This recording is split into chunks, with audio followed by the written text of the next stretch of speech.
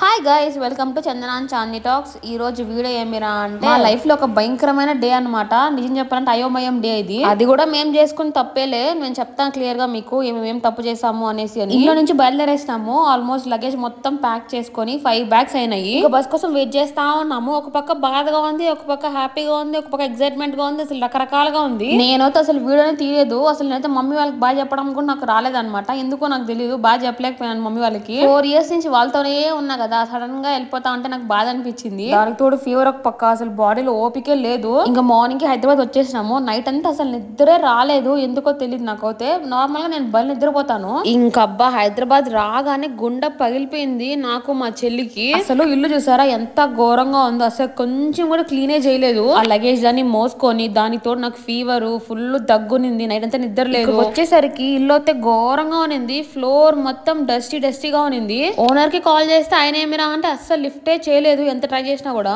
దేవుని దయ వల్ల కీస్ అయితే వాచ్మెన్ దగ్గర ఉంది. సో కీస్ తీసుకొని లోపలికి వచ్చినాము. అసలు నిజంగా ఈ విషయం చెప్తే మా మమ్మీ ఫీల్ అవుతుందేమో కానీ మేమైతే ఆ డస్ట్ లోనే పొనుకునేసినాం. అట్లే మా వల్ల కాకుండా అసలు ఎట్లా క్లీన్ చేయాలి, దేంతో క్లీన్ చేయాలి ఏం గానీ అర్థం కాలేదు మాకు. మూల కుక్కర్ అనేసి పొనుకునేసినాము. లేసరికి 11 అయిపోయింది. ఆకలి వేస్తా ఉంటే టిఫిన్ ఆర్డర్ చేసుకున్నాము. ఆ టిఫిన్ ఏమిరా అంటే 1 hour పట్టింది రావడానికి. ఆ లోపల ఆకలి కూడా చచ్చిపోయింది మాకైతే. ఆ లోపల ఫ్రెష్ అయ్యి కొంచెం డస్టింగ్ చేసుకున్నాము. ఒక రూమ్ మాత్రం అట్లా కొంచెం లగేజ్ పెట్టుకోవడానికి, మేము ఉండడానికి. ఇంకా అరౌండ్ 12 కేమో వచ్చారు క్లీనింగ్ వాళ్ళంతా. ఇంకా అప్పుడే వర్క్స్ అని స్టార్ట్ అయినాయి. ఓనర్ ఏమో వీళ్ళు చెప్పమంటున్నారు కానీ వీళ్ళే వచ్చినట్లేదు. సరే అనేసి నేను మా చెల్లి రూమ్ లో కూర్చోంటే వాళ్ళు మొత్తం ఇల్లు క్లీన్ చేస్తా ఉన్నారు. ఇంకా బ్రేక్ఫాస్ట్ తిన్నాం కదా, అదేమిరా అంటే ఇడ్లీ, మసాలా దోశ, ఇంకా పూరి పెట్టుకున్నాము. అవన్నీ కలిపి 250 అయింది. సరే టేస్ట్ అన్నా బాగుంటుందా అంటే టేస్ట్ అస్సలు బాగాలేదు. మేమైతే టిఫిన్ అస్సలు తినలేకపోయినాము. సరే అనేసి అందుకే వెంటనే ఆల్మోస్ట్ 1:30కి అనుకుంటా ఇంకా లంచ్ ఆర్డర్ చేసుకున్నాము. అదేమిరా అంటే వెజ్ మీల్స్ ఆర్డర్ చేసుకున్నాము. అది కూడా 45 minutes పట్టింది రావడానికి.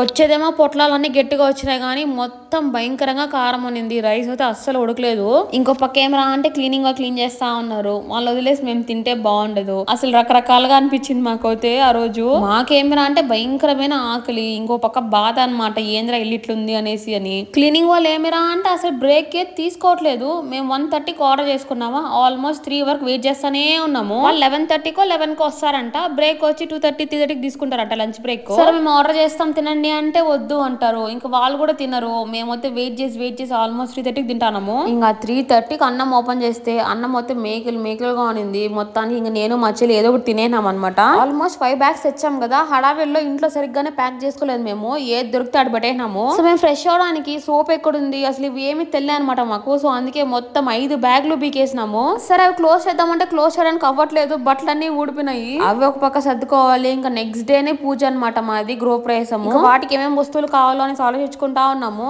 ఇంకా చుట్టుపక్కల అయితే మాకు ఎక్కడ ఏముంది అస్సలు తెలియదు. దానికి తోడు మాకు పోయే ఓపిక కూడా అస్సలు లేదు. ఇంట్లో క్లీనింగ్ జరుగుతుంది. సో మేము ఇంట్లోనే ఉండాల్సిందే. వాళ్ళేమిరా అంటే కొంచెం క్లీన్ చేస్తారు, చూడండి క్లీన్ గా ఉందని అంటారు. ఆడ చూస్తే మొరకే పోయినది అసలు.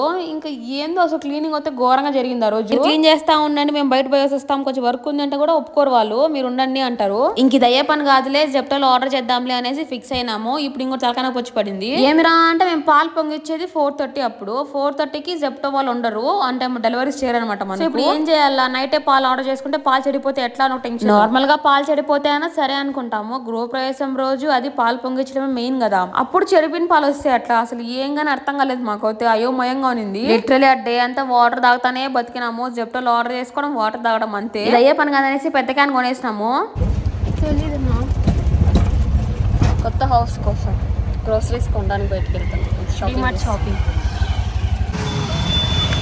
ఇంకో విషయం ఏంటంటే మాకు అర్థమైపోయింది మేమైతే బయట ఫుడ్ తినలేము అనేసి. ఎందుకంటే టిఫిన్ సరిగ్గా లేదు, మధ్యాహ్నం మా లంచ్ కూడా బాగాలేదు. చాలా రైస్ గట్టిగా ఉనింది, చాలా కారంగా ఉనింది. మేబీ నాకు ఆల్మోస్ట్ ఒక 4 to 5 days వరకు ఫీవర్ ఉనింది. దాని వల్ల ఏమో నాకు ప్రతిదీ కారంగా అనిపిస్తా ఉనింది. మదర్స్ కి అన్ని అర్థమవుతుంది అంటారు కదా, మా మమ్మీకి మా బాధ అర్థమైందో లేకపోతే తెలిసిందేమో తెలియదు కానీ గ్రాసరీస్ బేసిక్ నీడ్స్ అన్ని లిస్ట్ పెట్టింది. ఇవి కొనుక్కోసుకొని రేపటి నుంచి కుక్ చేసుకోండి అని చెప్పింది. సరే అనేసి ఇక డిమార్ట్ కి వచ్చినాము. క్లీనింగ్ వర్క్ అయితే ఇంకా జరుగుతానే ఉంది. భయంకరంగా టైం టైర్డ్ ఉన్నింది. నేను మా చెల్లి అయితే లిటరలీ మాకు ఏడుపు ఒకటి తక్కువ అనమాట. అంత బాధగా అంత భయంగా చిరాక్గా ఉన్నింది డే అంతా. ఇంకా నెక్స్ట్ డే పాలు పొంగించడానికి ఇండక్షన్ స్టవ్ అనుకున్నాం మేము, ఎందుకంటే మా దగ్గర ఏమీ లేవు. ఇక్కడ మాకు ఒకటి నచ్చింది అని మా బడ్జెట్ లో ఉన్నింది. సో వాళ్ళు అడిగితే వాళ్ళు ఏమన్నారంటే అది స్టాక్ లేదు అని అన్నారు. స్టాక్ లేనప్పుడు డిస్ప్లే ఎలా పెడతారా సామె అనుకున్నా నేనైతే. తెల్లారి నుంచి అలానే ఉంది. తెల్లారి నుంచి చెప్పాలంటే మేము స్టార్ట్ అయినప్పటి నుంచి కూడా లగేజ్ ఎక్కువ ఉందనేసి బస్ ఆయనతో గొడవ అనమాట. అది ఆయన తప్పితే ఏం కాదు, మేము నిజంగానే పెద్ద పెద్ద బ్యాగ్స్ 4 తెచ్చుకున్నాము. మేము బుక్ చేసిన 2 సీట్లే కదా, ఇంకా వాళ్ళకి కూడా ఇబ్బందే కదా. ఇంకా మార్నింగ్ కూడా అందుకే ఈ గొడవ అంతా వద్దురా స్వామి అనేసి పెద్ద కార్ బుక్ చేసినాను. అసలు ఏం అర్థం కాలేదు, చాలా నెగిటివ్ వైబ్స్ వచ్చేసింది మాకు అయితే. ఎందుకు ఎట్లా వచ్చినాము, అసలు ఏంటి పరిస్థితి అనేసి అని నాకు మేమే ధైర్యం చెప్పుకుంటా ఉన్నాము. పర్లేదులే, మనకు అంతే కదా, లైఫ్ అంటే ఇంతే కదా, మనకి ఎప్పుడు ఈజీగా ఏది రాదు కదా, కొంచెం కష్టపడితే మళ్ళీ సెట్ అవుతామేమోలే అన్నట్లు మాకు మేము సరి చెప్పుకుంటా ఉన్నాము. అలా డే అంతా చాలా కష్టంగా జరుగుతా ఉంది. అసలు చాలా అంటే చాలా ఇబ్బంది అయిపోయింది నాకు మా చెల్లికి. ఇంకా అన్నిటికన్నా అయోమయం ఏమిరా అంటే పాలు ఎట్లా పొంగించాలి అనేసి. ఇంకా జొప్టోలో చూస్తే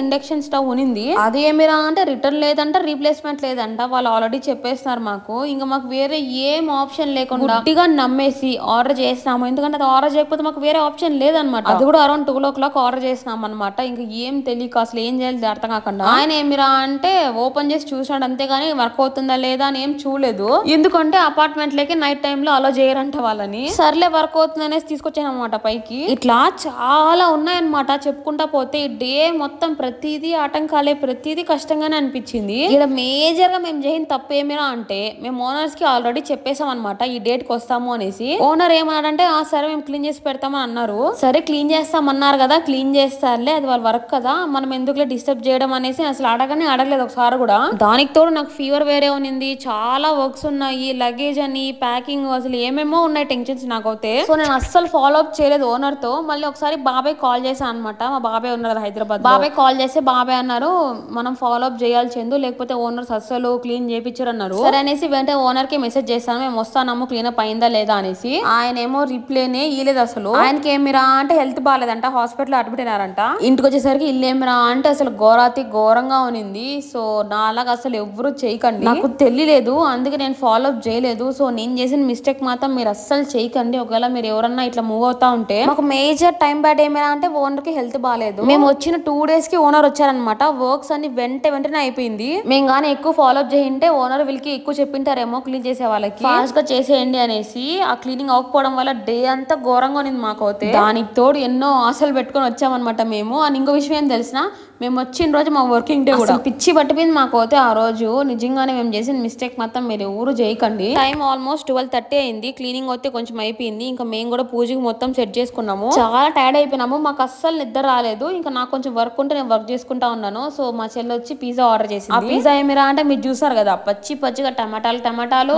మష్రూమ్స్ సపరేట్ గా ఉంది. అందులోనే బర్గర్ ఇంకా కార్న్ పిజ్జా ఏదో పెట్టుకుంటే అది కొంచెం బాగానే ఉంది. ఈ డే ఎందుకో నాకు వీడియో పోస్ట్ చేయాలనిపించలేదు, బట్ నాకు సడన్ గా అనిపించింది. అన్ని గ్రూప్ రేషన్ చేసాం, అవి కొన్నాం అని చెప్పాను కానీ బాధ మీతో షేర్ చేసుకోలేదు కదా. సో ఎందుకో చూపించుకోవాలనిపించింది ఈ డేని. ఎందుకంటే మా లైఫ్ లో ఏది కానీ అంతే, మేము ఎంత కష్టపడినా కూడా ఈజీగా అయితే అస్సలు రాదు. ఇంకా ఆ రోజు మా చెల్లికి కూడా ఆఫీస్ డేనే, ఆయన కూడా ఏదో టెన్షన్స్ ఉంది పాపం. టైం కి లాగిన్ అవ్వలేదు అనేసి, ఏదో రిపోర్ట్ సబ్మిట్ చేయలేదు అనేసి, అసలు ఏందో పిచ్చిగా ఉంది డే అంతా. నేను పోస్ట్ చేసిన లాంగ్ వీడియోకి చాలా మంచి కమెంట్స్ పెట్టారు. దాంతో పాటు ఏంటంటే మీకున్న కాన్ఫిడెన్స్ మాకు లేదండి, మాకు చాలా భయము అన్నట్లు కమెంట్స్ చేశారు. సో అందుకే డే పోస్ట్ చేయాలా అనిపించింది. మాకు కూడా చాలా లోస్ ఉంటాయి అన్నమాట. Life is not easy for everyone, but ఏమిరా అంటే నెవర్ గివ్ అప్ అనుకుని ఉండాలి. మాకు వచ్చిన రిజల్ట్ కన్నా ముందు ఇన్ని జరుగుతాయి అనమాట మాకు. ఎందుకో రిజల్ట్ తో పాటు నాకు ఈ జర్నీ కూడా చూపించాలనిపించింది. నాకు మాత్రమే ఎందుకు ఇన్ని కష్టాలు ఎప్పుడు అనుకోకండి, అందరికీ ఉంటాయి. మాకైతే ప్రతి దాంట్లో కంపల్సరీ ఉంటాయి. అబ్బా స్ట్రాంగ్ గా ఉండండి, మీకు కావాల్సిన దానికోసం ఎవరు ఏం చెప్పినా కూడా గివ్ అప్ చేయకండి. నాకు ఎందుకో ఇది చెప్పాలనిపించింది, ఈ డేని మీతో షేర్ చేసుకోవాలనిపించింది. Thank you so much for watching. Bye.